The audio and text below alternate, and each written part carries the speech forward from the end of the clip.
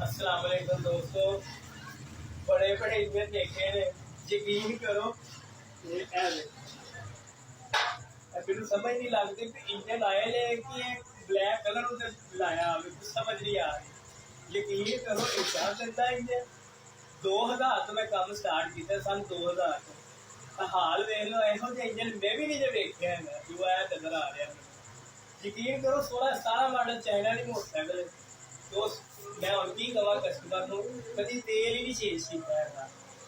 कम अज कम ना oil change कराया करो। तुम आप समझदार जे धुप हो के बुरा हाल हो 2.5 घंटे हो गए ना इंजन वाश करते 2.5 घंटे थोड़े सामने कुछ नहीं मैं कि लिया